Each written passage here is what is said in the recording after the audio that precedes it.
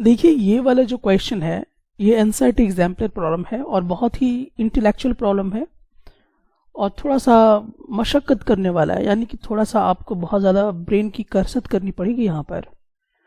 लेकिन मान लीजिए कि अगर आपने बहुत ही बेटर ढंग से इस क्वेश्चन को सॉल्व कर लिया तो आपके लिए बहुत ही बेस्ट होगा कि आप कैसे पूरे कॉन्सेप्ट को इम्प्लीमेंट कर रहे हैं और किस प्रकार से आप यहाँ पर और भी फाउंडेशंस को काफ़ी बेटर कर रहे हैं, वो आपको यहाँ पे देखने को मिलेगा। तो चलिए हम लोग यहाँ पे शुरू करते हैं।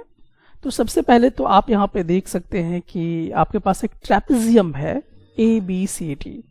तो क्यों ना हम सबसे पहले एक ट्रेपेजियम का फॉर्मेशन कर ले, क्योंकि क्वेश्चन में कुछ दिया हुआ नहीं है। तो पहले तो हमें क्या चाहिए होगा, एक पिक्चर की आवश्यकता होगी ताकि हम एक सटीक तरीके से क्या कर सके, इंफॉर्मेशन को ले सकें।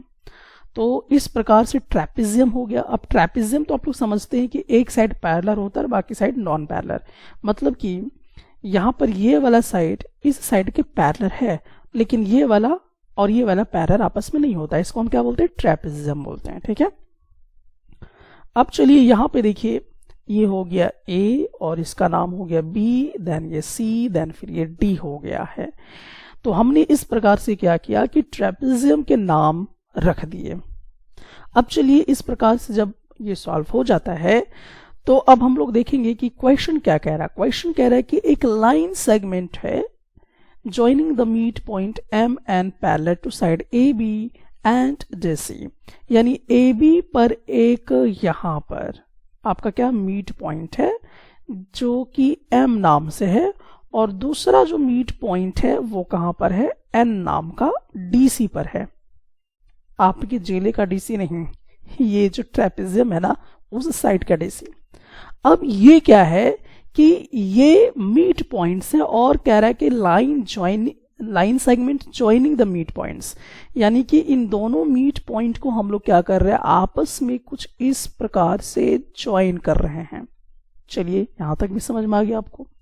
अब आगे देखिए कि ये कहना क्या चाहता है, is perpendicular to both the sides, is perpendicular to both the sides, मतलब कि ये जो लाइन ज्वाइन आपने किया है ना, ये दोनों साइड आपस में क्या है, यहां पर भी 90 डिग्री फॉर्म कर रहा है और यहां पर भी आपका 90 डिग्री फॉर्म कर रहा है। ऐसा आपका क्वेश्चन ऑलरेडी कह रहा है। ठीक है, तो अभी तक हमने क्या किया है कि क्वेश्चन को अभी तक हम लोग स्टडी कर रहे हैं, तो पूरा एक ग्राफ हम लोगों को यहाँ पे देखने को मिलेगा। अब ये हो जाने पर आपको क्या करने को कह रहा है कि प्रूफ कीजिए कि जो AD है ये BC के बराबर होगा, यानी कि ये वाला जो साइड है और ये वाला जो साइड है आपस में इक्वल होगा। बड़ा पेचीदा हो गया ना। अब यहां पे देखिए कि कोई कॉन्सेप्ट ही समझ में नहीं आएगा कि कैसे जाएं वहां तक, कैसे हम दोनों को इक्वल करें। तो ऐसी सिचुएशन में ट्रायंगल की आपको आवश्यकता होगी। क्यों ट्रायंगल की आवश्यकता होगी, ताकि कॉन्ग्रेंट का सिचुएशन आप क्रिएट कर सके। तो आपको करना क्या होगा कि आप सबसे पहले ज्वाइन करेंगे। तो चलिए मैं लिखता भी जाता हूं, आप भी कॉपी में लिखिएगा, सिनेमा नहीं चल रहा है जो आप देखते चले जाइएगा। ठीक है, तो ज्वाइन कीजिए CM और DM को।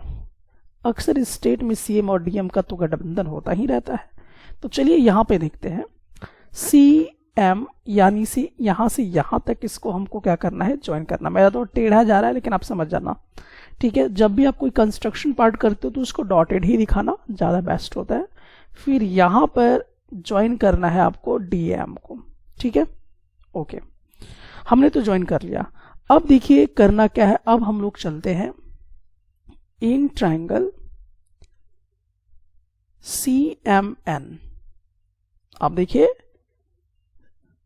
CMN ट्रायंगल दिखाई दिया आपको, कहां पर है, नहीं दिखाई दिया तो कॉपी में तुम बनाइए, उसको कट करके बाहर निकाल दीजिए। ठीक है, और दूसरा जो हमारे पास ट्रायंगल है वो है DMN। देखिए DMN दिखाई दिया, दो ट्रायंगल यहां पर आपको दिखाई देगा। अब ये दोनों ट्रायंगल को पहले तो कोशिश कीजिए कि कॉन्ग्रेंट करें। क्या बहुत बड़ा चैलेंज है क्या? ऐसा तो नहीं हो सकता मुझे लगता है, क्योंकि सबसे पहले तो आप इस दो ट्रायंगल में देखिएगा कि एम एन कॉमन आपको नजर आएगा। तो क्यों ना, क्योंकि इसमें ज़्यादा दिमाग तो लगाना है नहीं, तो एम एन जो है इक्वल होगा एम एन के। अब प्रश्न है कि क्यों हुआ, तो जी हाँ, इसका लॉजिक है क्योंकि भाई ये दोनों क्या हो गए, कॉमन हो गए। इस कारण से दोनों ट्रायंगल बनाने में एक साइड कॉमन आ रहा है। और क्या हो सकता है, तो और देखिए यहां पर आप देख रहे हैं कि एन जो है मीट पॉइंट के जैसा बिहेव कर रहा है। इट मीन्स कि ये वाला साइड इस साइड के इक्वल हो जाएगा। यानी हम लिख सकते हैं कि C N is equal to क्या हो जाएगा, डी एन के। अब प्रश्न आता है कि इक्वल क्यों हुआ, तो रीजन बताइए ना। रीजन क्या है कि एन जो है is meet point of DC, is meet point किसका, डीसी का। तो ये हो गया। देखिए कॉन्ग्रेंट करने के लिए मुझे तीन कंडीशन की जरूरत है, यहां पर भी दो मिल चुके हैं, ठीक है। अब हम लोग देखेंगे कि ये वाला एंगल यहां पे देखिए और इधर वाला एंगल देखिए, दोनों 90 डिग्री हो जा रहा है। क्यों हो रहा है, क्योंकि ऑलरेडी क्वेश्चन में कह रहा है कि ये वाला एक दूसरे पे साइड पे क्या है, 90 डिग्री पे गिर रहा था। तो हम यहां पर लिखेंगे कि जो एंगल सी एन एम है ये इक्वल हो जाएगा एंगल कितने, डी एन एम के। क्यों हुआ, रीजन समझाइए। तो रीजन आपको मालूम है कि ईच जो एंगल है वो 90 डिग्री के इक्वल है। तो देयरफॉर इस हिसाब से हम देखेंगे कि जो ट्रायंगल सी एम एन है ये कॉन्ग्रेंट हो जाएगा किसके, ट्रायंगल डी एम एन के। किस रूल से हुआ, तो रूल चेक करके मुझे बताइए। बाई यहां साइड, यहां साइड, यहां एंगल, तो साइड एंगल साइड रूल के अकॉर्डिंग ऐसा पॉसिबल हो पाया। तो अब यहां पे दो ट्रायंगल तो आपस में कॉन्ग्रेंट हो गए। अब दो ट्रायंगल अगर आपस में कॉन्ग्रेंट हो गए तो इसका क्या मतलब है कि एक दूसरे पे फिट भी हो गए। अब फिट हो गए तो क्या होगा, तो यहां पे जो सी एम जी है ये किसके इक्वल हो जाएंगे, डीएम के। कैसे, देख लीजिए, सी एम जो है यानी कि ये वाला इसके इक्वल हो जाएगा एक दूसरे पे जैसे गिरेगा। तो सी एम डी एम के क्या हो जाएगा, इक्वल हो जाएगा। तो इसका रीजन भी अगर आपसे पूछा जाता है तो क्यों हुआ, तो क्योंकि एक दूसरे पे फिट होगा। तो आप इसके लिए एक सिंपल सा जो टर्म यूज कर सकते हैं, सी पी सी टी के अकॉर्डिंग ऐसा होगा।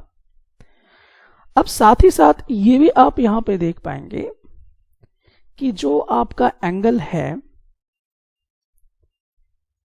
सी एम एन, ध्यान से देखना क्योंकि मेन यही पे कॉन्सेप्ट आएगा अभी, C M N, C M N यानी कि ये वाला एंगल, ध्यान से देखना ये बहुत इंपॉर्टेंट है, और ये वाला एंगल भी आपस में क्या हो जाएंगे, इक्वल हो जाएंगे बाई सीपीसीटी से।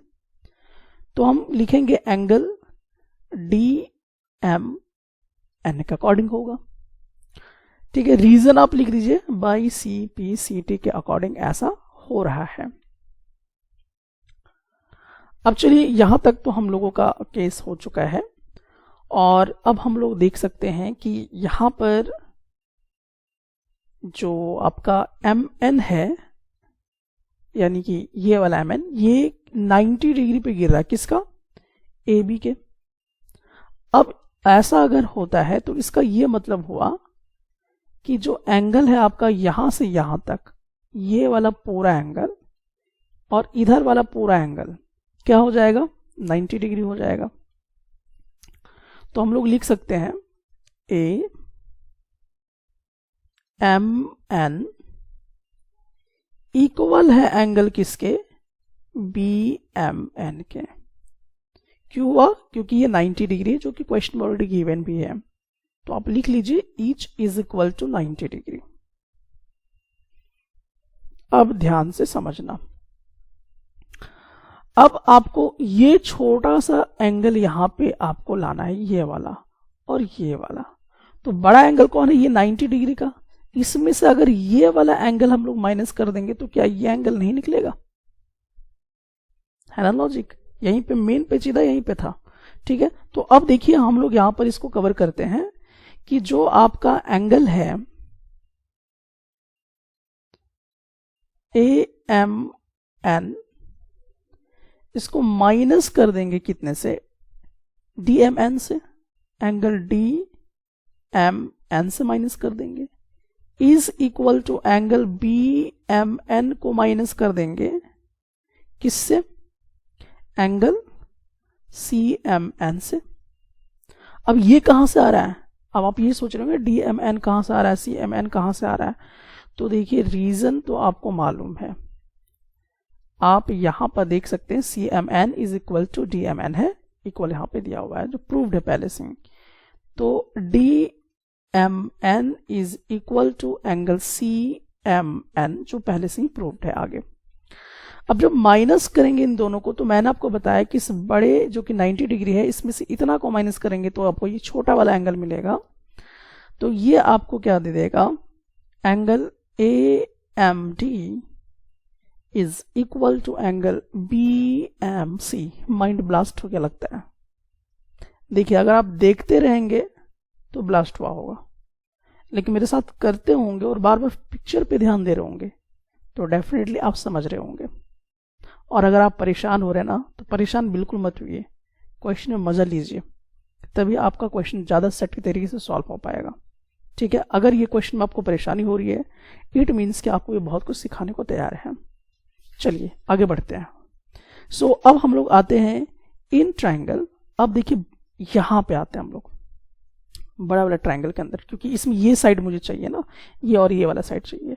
सो हम लोग अब क्या करेंगे कि इन ट्राइंगल जो हमारा AMD है, ये AMD पे जाएंगे और इन ट्राइंगल हम लोग BMC पे जाएंगे, ट्राइंगल BMC पर जाएंगे। तो जब हम इस तरीके से जाएंगे तो अब देखेंगे कि इसके अंदर है क्या क्या चीजें। तो आप देखिए कि ये जो AM है ये BM के इक्वल हो जाएगा। क्यों हो जाएगा? थोड़ा सा आप बताइए। तो AM is equal to BM के बराबर हो जाएगा। रीजन ये है क्योंकि ऑलरेडी ही आपके क्वेश्चन में कहा हुआ है कि M is the mid point. तो आप यहां पे रीजन लिख दीजिए कि M is the mid point. M is the mid point, ये आपका मिड पॉइंट हो गया। अब क्या आपको लगता है कि यहां पे जो DM है ये इक्वल होगा CM के? ऐसा तो होता नहीं ना। अगर आपके स्टेट के CM और DM अगर बराबर हो जाएंगे तो बड़ा दिक्कत हो जाएगा। लेकिन फिलहाल अभी आपको यहाँ पे देखना है कि मैथमेटिक्स में हम लोग पॉसिबल कर सकते हैं कि DM CM के बराबर हो जाए, क्योंकि ऑलरेडी हमने इसे प्रूफ कर चुका है। DM CM के इक्वल है, ऐसा हमने भाई CPCT से देखिए यहाँ पे ऑलरेडी ले आया है। तो आप लिखेंगे यहाँ पे प्रूव्ड एबव, प्रूव्ड एबव, या इक्वेशन डाल के भी आप कर सकते हो। ठीक है, अब ये हो गया। अब मुझे एक और कंडीशन की जरूरत है, तो ध्यान से देखिएगा, ये वाला कंडीशन मैं यूज करने वाला हूं यहां पर। ठीक है, इसी कारण से इतना मेहनत करना पड़ा था यहां बीच में। सो अब हम लोग देखेंगे कि angle AMD is equal to angle BMC हो गया। ये भी प्रूव्ड है यहाँ पे पहले ही, और इसी कारण से हमको यहाँ पे माइनस ताइनस पूरा दिमाग लगाना पड़ा था कि क्यों ऐसा करना पड़ा। तो आप एक बार क्वेश्चन को एनालिसिस कर लें, पहुंचना कहाँ तक है, करना क्या होगा, वहां तक आप जैसे ये एनालिसिस कर लेंगे तो उसके बाद आपको ये मोटो समझ में आएगा कि हमें करना क्या था। ठीक है, तो इसका भी आप क्या रीजन लिखोगे कि प्रूव्ड एबव है। प्रूव्ड एबव यानी पहले से ही प्रूव्ड किया हुआ, इसलिए कोई भी टेंशन लेने की जरूरत नहीं है। 3 कंडीशन तो हमारा मैच कर गया। देयरफॉर हम कहेंगे कि ट्राइंगल जो हमारा AMD है ये कॉन्ग्रेंट है ट्राइंगल BMC के, है ना। क्यों हुआ, रीजन थोड़ा बताएंगे आप लोग। बाई, यहां देखिए साइड साइड एंगल, यानी कि साइड एंगल साइड के अकॉर्डिंग ऐसा हुआ। देखिए यहाँ पे दोनों कॉन्सेप्ट साइड एंगल साइड को 2 बार यूज किया गया। अब देखिए जब ये इस तरीके से होगा तो हमें मालूम है कि एक दूसरे पे ट्रायंगल फिट होगा। फिट होगा तो एग्जैक्टली सब कुछ इक्वल हो जाएगा। तो AD जो है ये इक्वल हो जाएगा BC के, किस कारण से? तो रीजन हो गया बाय CPCT से। इतनी ब्रेन की ताकत आपको लगानी पड़ी तब जाकर ये प्रूव्ड होगा, ठीक है। तो ये डेफिनेटली सॉल्व हो जाएगा, बस थोड़ा सा पेशेंस रखना है। क्वेश्चन को देख कर डरना नहीं है कि बहुत लफड़ा हो रहा है, सब ऐसा कुछ नहीं। आप क्वेश्चन को यहाँ पे भी अच्छे से समझ गए होंगे, इतने सारे एग्जाम्पल्स को। तो इतने सारे एग्जाम्पल क्वेश्चंस करने के बाद आपका माइंड ऑटोमेटिकली क्या होगा, खुल जाएगा और आप ऐसे प्रश्नों का जवाब जो है ऑलरेडी निकालना जान जाएंगे।